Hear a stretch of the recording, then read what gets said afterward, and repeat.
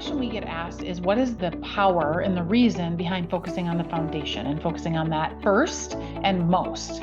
And the reason is that the other aspects of the model are all super important, but if the foundation is not where we need it to be and you're strong in other areas of the model, you're typically not getting the full return on your investment. So a perfect example is we have teams that come to us and say, we're really good at the team stuff. We're good at having fun and going to the baseball games and doing those types of things. But where they might be weak is in accountability or trust. So it's not enough to just be good at one aspect, because the other aspects that aren't as strong are actually detracting from the ones that you're working really hard on. And so it can feel like you're not making progress, but the root of the issue is you're not focusing right on the other foundational elements that might be pulling down the strength of those cultural elements that you are working on. And the other thing about the foundational elements, and this is a hard one sometimes for leadership teams to hear, is you're never done with those, right? We can put a really strong program in place for mentoring, for career development, personal development. That can kind of be done, and then we're continuing to enhance it with foundational elements like clarity of vision, inspiring purpose, or trust. The moment someone leaves the organization or you have a new leader that joins the organization,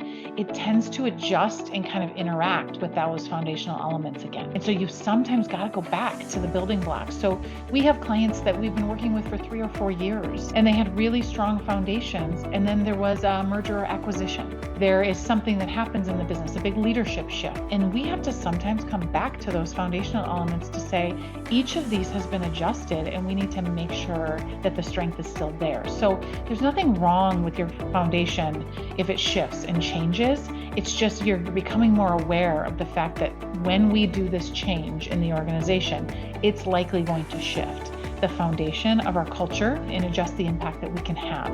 And so we want to make sure that we're always focusing on the foundational aspects, and then we're enhancing the organization through the other building blocks that are kind of above that in the model.